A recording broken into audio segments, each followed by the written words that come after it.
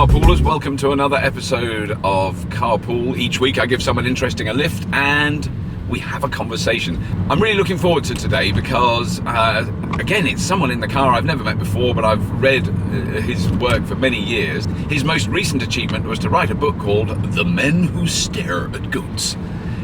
Will you please welcome into the passenger seat, Mr. Jon Ronson.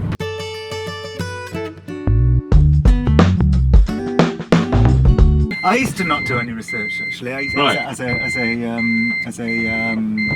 method. Right. I used to do the series called For the Love Of, and I deliberately did no research for that. And when Right. I wrote my book, I deliberately did no research. Right. Because I wanted to, because all these conspiracy theorists believed all these, crazy things. Right. And I think if I'd done all my research in advance, I'd have known that the things they believed weren't necessarily true. Yes. And I would have spoilt the mystery. So I deliberately went off on these adventures without doing any research. Right. And some people, I got slightly attacked for it.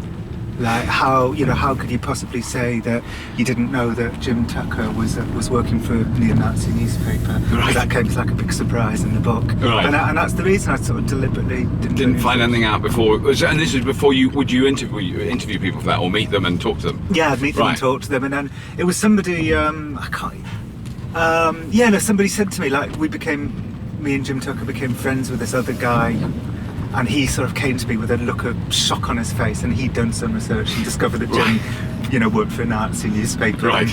And it's great to do it that way. Yes, well, I mean, the thing is that then the surprise is genuine, isn't it? Yeah. I mean, you're not going, well, I never knew that, And also, if you're writing a book about mysteries, and I think all my books are sort of about mysteries. Yeah. It's a difficult line, some skeptics that we know are so sort of, they're all right. I mean, they're all sort of correct. Right. But they sort of don't tolerate anything other than absolute correctness. And so if you want to sort of toy with the possibility that that correct things may not be correct, yes, incorrect things may be correct, you're slightly worried that you're going to get kind of, destroyed for it. Yes. It is fascinating how that happens, because that used to happen. It's the thing I've been thinking about and writing about a lot recently, is what used to be radical politics, hardline Marxist, because that's exactly the thing. You could go, I think private property is sort of theft, but I quite like my own socks. Yeah. Yo! It's kind of that, where you cross that line and become bourgeois. Yeah. I was always quite keen to have my own socks and underpants. That was an important bit of private property I wanted in a perfect egalitarian state. And that was seen as absolutely, retrograde, bourgeois, reactionary. I was more or less a Nazi, for one thing. And now, have you sort of given up all the things that you... No, in terms of those beliefs, you mean? No, not at all. I mean, in fact, if anything, they're coming back, I think, for me. I find them returning stronger. Well, that's interesting you say that. I've noticed, there's always the myth that people get more right-wing as they get older. I don't think it's not in my case. True. No. Yeah. No, I think it isn't always true, is it? I think there's plenty of exceptions. Yeah, exactly. Because actually, the more... When you're young and ambitious, being ambitious and wanting to do well in the world is kind of like being conservative and right-wing. It's caring about yourself and not caring about other people. Yeah. But then when you kind of get to where you wanted to be, and you start to, think about all the people you sort of trampled in your ruthless stampede to the top, you become more left-wing. Well, that's a beautiful theory. I hope you're right. But yes, but I mean it is interesting that thing in the world of skeptics, which is still very new to me, that there are hardline skeptics that won't take any veering off the. Yeah. This is the set of beliefs you have. Yeah. Well, I sort of understand. I mean, I do understand why, because in factual terms that they are right. Yeah. But but what can sometimes happen is that you kind of lose your humanism, and so for instance, in the first book, if I sort of was a real hardcore skeptic back then, I think I wouldn't have portrayed the people in that book with the sort of warmth and the sort of likability that I did, and the book wouldn't have been as good. Yes. You'd have been more critical, even if it was subconsciously, and you were trying not to be. Yeah. It would have come through, wouldn't it? Yeah. You sort of want to have the ability to like people, even if you don't agree with them. Yes. And we're all, sort of messed up with our own individual nuttiness, and we're all, and you've got to you know, you either kind of find and hate the people who are more nuts than you are, or you sort of embrace, you know, everybody's nuttiness, at least as a kind of positive human characteristic, even if it's clearly factually incorrect. Yeah, yeah. Because I mean, one of the obviously the big question that was burning with me when I went to see the movie, and was, you know, having been through that mill of book, movie, you know, and not to the point that you did, as in, you know, I sold the film rights to the book, but it never got made. So you did that extra step. Well, which does help. That's happened with other. Yes, you know, the end of the film, the character based on me manages to walk through a wall. Yes. Oh, yes. Yeah. Sorry. Have you ever walked through a wall? I was thinking it was kind of lucky that I hadn't mastered that technique, because what if I'd, you know, accidentally merged with the floor and fallen through to the basement, or you know, going all the way to Australia. Yes. Or come out in another dimension. Yes. What I kept out at the Men Hysteric Goats was any.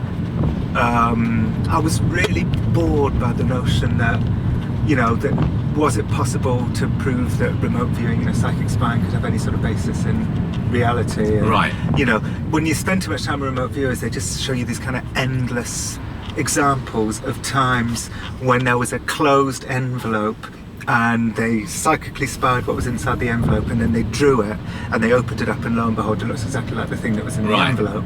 Now, you could argue that's really interesting, but for some reason, every time one of them started going on about this, my brain shut down. I just didn't know how to make it interesting in the way that I want to make books interesting. Yes. So I kind of, you know, so that was the main thing that I left out of the book was that. Right. Because it's just like map coordinates, you know, they sketch map coordinates. I just didn't know how to make that. I see. Right. Yeah. So that was my sort of breakthrough, I think, in the Men Hysteric Goats was deciding that I wanted to write a kind of almost like a sort of soap opera about these people and what they did, as opposed to a kind of, you know, psychological or scientific look at what they did and whether it had any kind of basis in reality or not. Yeah. You know, when I sort of gave up caring whether or not, you know, it might be possible to kill a goat just by staring at it. Yes. It sort of freed me up to write the book that I wanted to write. Yeah. But I mean, one of the other things that intrigued me particularly when I was watching the movie was there any resistance from the American government anywhere along the line? As in, you know, they didn't want to admit that they'd done that, or they were embarrassed about it, or they were. No, not at all. I think it's sort of, they must have been put into a slightly sticky position, because any response would make them look like idiots. Yes.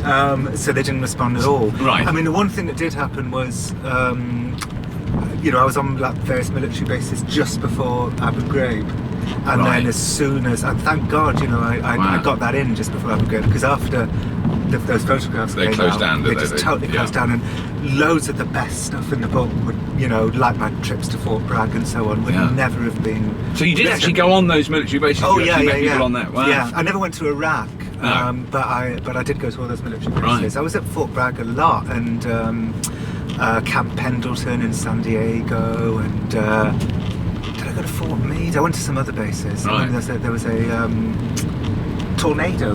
We had to all go down to the basement, to the tornado basement. What? Yeah. So some of the other people I was like interviewing, we were all in it together in a sort of big crisis situation. But I don't know how I would have written a book if I'd just waited a few months to try and get permission to go to Fort Bragg and stuff. Yes. Because Fort Bragg is where they had goat lab. That's where they were killing the goats by staring at them. And I never saw any goats, but I said to the guy showing me around, "Where's goat lab?" And he kind of went, "You're not supposed to know about goat lab." No, really? Yes, it is. What a great acknowledgement. You're not supposed to know about Goat Lab. It never existed. Fantastic. And was it called? It was called Goat Lab. Yeah, it used to be called Dog Lab, but nobody wanted to do all that stuff to dogs. No. They switched to goats. Oh. I should point out that Goat Lab wasn't set up to be a kind of paranormal place. It was set up for like conventional medical training. Oh right, I see. So you'd sort of shoot the goats and then nurse see them what back to happened. health. Yeah, and there's a couple of theories as to why it was goats. One is that it's more difficult to form an emotional bond with a goat, Right. Which I endorse that. You could get, I suppose so. Well, I've had goats in my garden, not mine, other people's. I got quite friendly with them. They're fairly brutal animals. They don't, They don't show a lot of affection to you or fear. Yeah. They're not scared of you or like you. Sort of. And I suppose they're roughly the same body weight as a human being. Your average goat is, which is probably another thing, isn't it? Exactly, and I wonder whether somebody did tell me once there was something about the kind of bone structure of goats was kind of similar, because what they were doing was kind of shooting the goats in the legs and then nursing the goats back to health and learning how to dress wounds and so on. Right. But Goat Lab definitely did start off as Dog Lab. Right. But they found that they didn't want to shoot dogs. Yeah. But then so they had all these goats on base, and they thought, well, let's try and kill them by staring at them. Right. Now that we've got the goats anyway. Yes.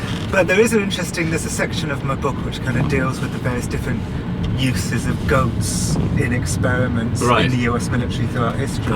Because it was a bunch of goats they had on a boat underneath the nuclear explosions in the Bikini. Did they? Well, the idea was to see how goats would fare, with fallout. Wow. And it turned out that they fared badly. Yes.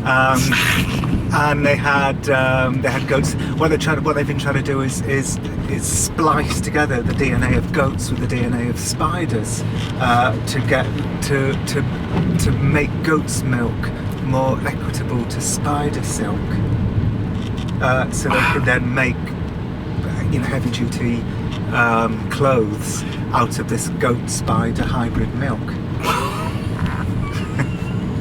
No idea whether. That is fantastic. Yeah. My goat's milk shirt. Yeah. It just doesn't roll off the tongue easily, does it? They have a lot of good ideas, but they don't always work. No. Like the gay bomb. No, that was one of the questions. What is the gay bomb? Because I don't know what that was. A lot of people said you've got to ask him about the gay bomb. Well, they never managed to get it off the ground. But what they tried to do was create a pheromone that you'd drop on the enemy, and it would turn the enemy gay. And then the enemy would be. There was also talk of dropping a halitosis bomb, so the enemy would be both gay and have terrible bad breath. And so attracted and repelled and confused, and in all the confusion, the Americans would come in and win. Right. But they never managed to. So I mean, one of the drawbacks I would say of the gay bomb, and I say this without any wish to be even mildly homophobic, but some of the most aggressive and violent men I've ever met in my life for being gay. Really? I mean, it's not is that notion, which I think is hugely homophobic, is all gay men are fey, camp, wet and scream when they see anything dangerous. No, not. There are some gay men like that. Yeah. But there's a lot of gay men that are far more testosterone fueled than any heterosexual. Well, I hear there's a lot of gay men who like to slam each other's penises in closed-in filing cabinets. Yeah. Is that what you're? No, I'm sure that's true. It's made my legs close together slightly, suddenly, involuntarily. Yeah. I just think there's some tough. It wouldn't necessarily mean that the entire army that had been turned gay would just run around screaming and pick flowers. Well, the sense I got wasn't so much that it would turn them. But you get them confused. The gay and the halitosis. It's a Yeah. classic mixture. Exactly. Is any gay man? Now that is true. Any gay man with halitosis. Oh no. They would suffocate themselves. That would be awful. Now that was homophobic. Just doing that slightly camp move. Then I apologise. You hate gays. Is that what it is? Yeah. Is it coming out? Yeah. I'm shocked. Please, I don't. Because it was the book I'd written after them, which I kind of loved, and I was a bit worried about the men's goats. So now I'm going through the same thing again. Right, with with what you're doing now. Yeah, and I'm sort of thinking, oh God. So this is what you're writing now is the next book after Men Who Stare at Goats. I mean, that hasn't been. That's why. Well, that was 5 years ago, but since then I've had 2 collections out of that's what I thought. I thought I'd seen other books of yours. Yeah. I had a kind of stupid idea, which I kind of dedicated about 3 years of my life to document the sort of absurd minutiae of my domestic life. Right. And my theory was that the kind of big craziness, like I wrote about in Goats and them, was in some ways less significant than the little crazinesses that kind of dominate all our lives. Yeah. But the problem was in documenting, my own sort of craziness and absurdity. I sort of inadvertently became a bit like, Liz Jones or these kind of columnists, Julie Myerson. Yeah. You know, these kind of people who, you know, some of them have kind of high ideals. I mean, I'd argue that Julie Myerson, you know, for all the wrong that she did, had kind of high ideals. Oh, yeah, she wasn't doing it to be... Yes, no, exactly. I agree, yeah. But the problem is, it's quite unlikable to do it. And it doesn't make you a likeable person. And some of the columns I wrote were good, you know, funny, and I suppose it's kind of, and you know, sort of, you know, insightful. Yeah. And others were kind of irritating. But I sort of think the whole thing was slightly sort of doomed. Right. This is agony, isn't it? Yeah. You know, it felt at the time like I was doing something that was really worthwhile, and in a, you know, and sure enough, you know, I mean, you know, when I gave readings, I got like bigger audiences, and in the old days, my audiences had all been sort of pale, nervous men, and as soon as I started writing about my domestic life, my audience were like kind of open, smiling women. So doing events became a lot more pleasant. But you know, I sort of regret those 3 years. Actually, I kind of regret doing them all when I should have stuck to the kind of meta craziness as opposed to the micro craziness. I mean, I'm sure you don't want to talk about what you're writing about now, but it's the same sort of thing. It's in that realm. Yeah, it's back to kind of meta madness as opposed to tiny micro madness. Yeah, it's about madness. Right. Actually about madness. It's actually about madness. Right. Tell you what, I think I've all my career been kind of writing around the subject of madness. Right. That, you know, it's been like the kind of elephant in the room. Yes, I suppose so. Yeah. So I sort of thought, why not sort of confront the notion of madness head on? So that's what it is. So it's kind of trying to do to the madness industry what the Mediterranean goats did to military. Right. The other thing that intrigues me, which is sort of over and above all the things that we do, is the way that the industry we work in is changing. I mean books, definitely. I mean, definitely newspapers, magazines, without any question. I mean, I'm not putting any judgment on whether it's good or bad, but it's definitely quite a bloody challenge. I mean, it must have affected you. Because you write, do you still write for newspapers regularly, or you certainly have done? Yeah, I've still got a contract with The Guardian where I write maybe 5 or 6 features a year. Right. And yeah, I mean, the main impact it's had on my life is that there's less room, I think, for really long features. And I used to write kind of 8,000 or 10,000 word features. Right. I mean, at the most. I mean, I remember writing a piece about Jonathan King. I kind of was with him during his trial. Right. And that was about 8,000 words. Wow. And those days are kind of over. So I think the kind of recession has kind of affected me in that way. You know, I'm lucky to get 4,000 words now. Right. I mean, I have to say that I think I read less than I used to, and I've been really loath to admit that, because I didn't, you know, because I always have read a lot, and I've got a lot of books, and I read lots of books, but I'm not reading. There could just be a phase I'm going through, but I sort of have noticed recently I'm reading less than I used to, and I'm not reading newspapers. I mean, I used to read newspapers. I don't do it anymore, and I don't know why. It's not because I just read it all online. You know, I do get sort of the top skim of news, though, like you would get off the front page. Like the sort of trending topics on Twitter. Yeah. I've got to admit, that's how I found out most of my recent stuff, like Alexander McQueen being dead. I didn't know that until I saw it on Twitter. You know, I was responsible for a trending topic on Twitter that I deeply regretted. Actually, it was. I've regretted a few hundred things I've got on Twitter. I'm sure.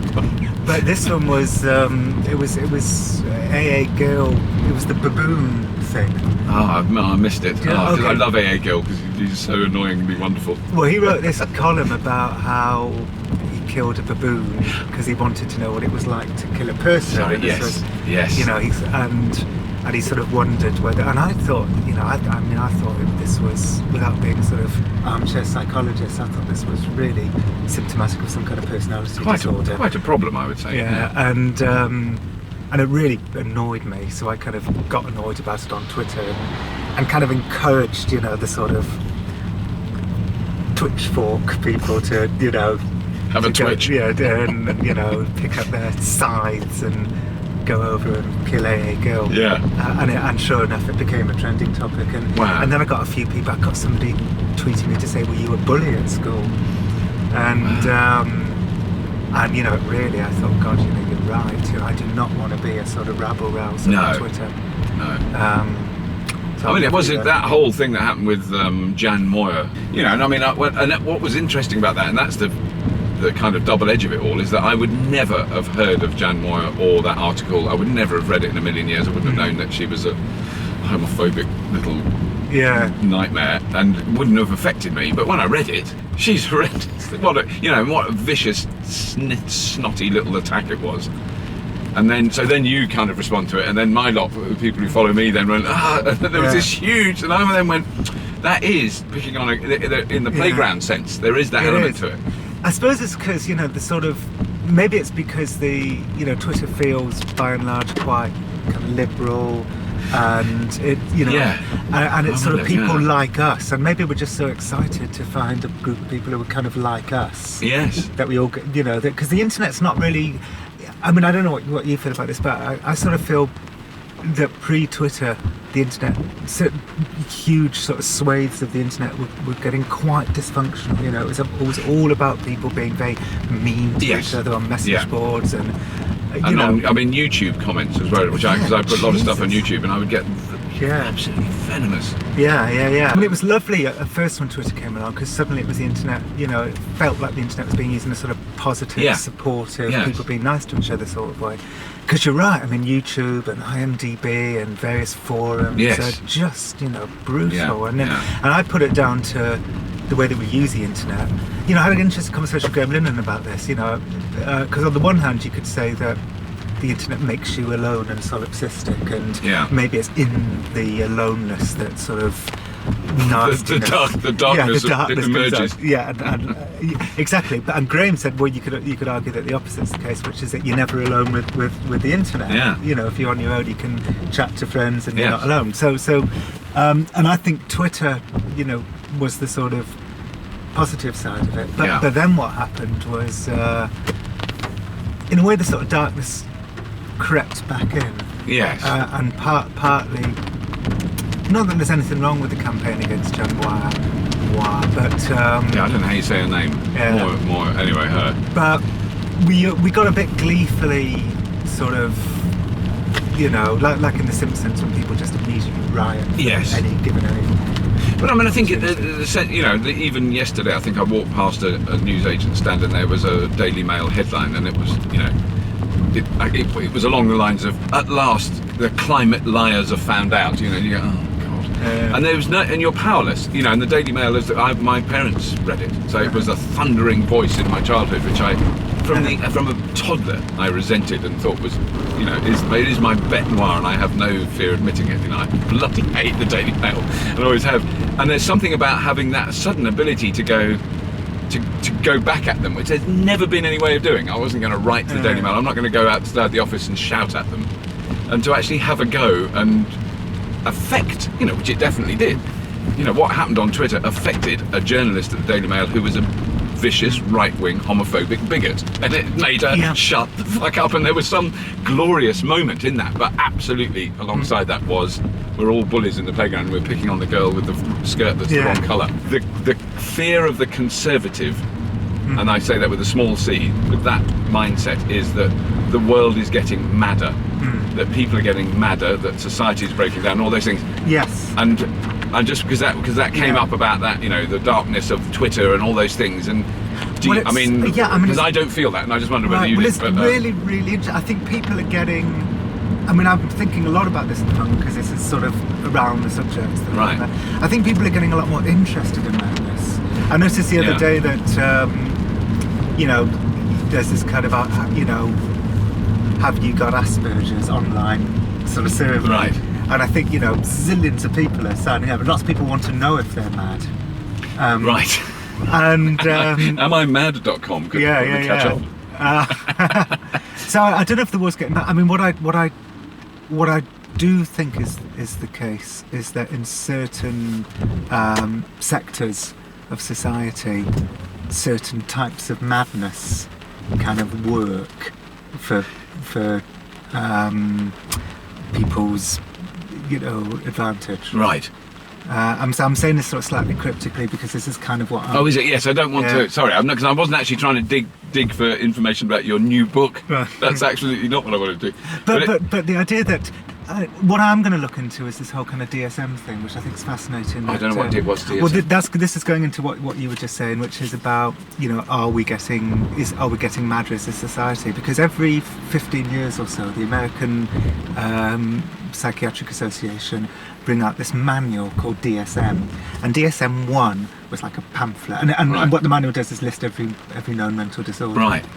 And every time they bring it out, it gets bigger. It gets bigger. Yeah, and it's like huge. That is fascinating. Yeah. Wow. At the moment, there's a debate about whether internet addiction should be a mental disorder. Wow. So you get people who are just, and sometimes disorders go, like homosexuality went. Right. So that would have been one. Yeah, that was 50 one. years ago. Yeah. Yeah, and it's not anymore. Right. But things like transvesticism is still considered a mental disorder. Is it? Yeah. I mean, it's very easy to diagnose yourself with like about 40 of them. Yeah, I'd have. Yeah, so I mean, I'm sure if you looked through that book, you'd find 30 or 40 that would relate to you. So but this is the kind of difficult area I'm in at the moment with this new book. It's a difficult field. Yeah, I bet. And I bet there's plenty of professionals who, for very good reasons, you could really upset. Yeah. They're not even being picky. They're just being... Yeah. Oh dear, God. Well, hats off to you. I mean, very brave to. Well, this the world. is why I'm looking so miserable. It's like the world's... Well, all books and all documentaries are like the kind of... I found anyway, like the sort of world's most complicated jigsaw puzzle. Yeah. So when you're in the middle of it and you just want to, throw them all up in the air, and give up. You can't give up. Yeah. You have to keep going. And, I felt exactly this way when I was writing Mental Codes. Right, did you? You went through a period like this? Yeah. Oh, right. And that turned out fine. And I felt this way when I was writing them. I always feel this way. Yeah. You need to drown yourself. Eric Olson, who was in the Mental Codes, his father was killed by the CIA, and he said to me about his own struggle to try and find out what happened to his father. He quoted Oliver Wendell Holmes, the Supreme Court judge, and the line was, "I would not give a whit for simplicity this side of complexity, but I would give my life for simplicity on the other side of complexity." Wow. But the problem is, when you're in the middle of the complexity, you just want to fucking kill yourself. Which is what's going on at the moment with me. Wow, how fascinating. That is fascinating. But so you've got to remember that you go through this. If you didn't go through this, what you'd be writing would be too shallow to be worth writing. Yeah. Yes. Or so complexly confused that it didn't make any sense. I mean, either way, wouldn't it? Yeah, and that's what worries me. Yes. Actually. I'm not worried that what I'm writing is too simple. I'm worried that what I'm writing is too complex. Yeah. And consequently won't be enjoyable. Yes. To read. But I don't think I will get through it because I always do, and I know the first way to fix the problems is to identify the problems. Right. And so I'm confident I'll get through it, but it's a nightmare. Yeah. To do it. Well, no, but it's been brilliant, Jon, and thank you so much for taking time out, because you should be writing. Carpool, I want you to realise I've stolen this man from his desk, where he should be pummeling keys at this moment. I'll be pummeling. He's re-pummeling.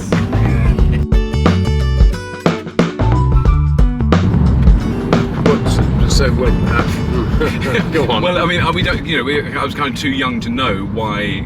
I was only a kid, so I don't know. Yeah. But he had a. So it's that weird thing. I mean, I don't want to talk about me, but very briefly, that the people kind need to know, Robert. Now is the time. Yes. You haven't revealed your hand in these many carpools, and now, ladies and gentlemen, this is John Lloyd interviewing Bobby Llewellyn.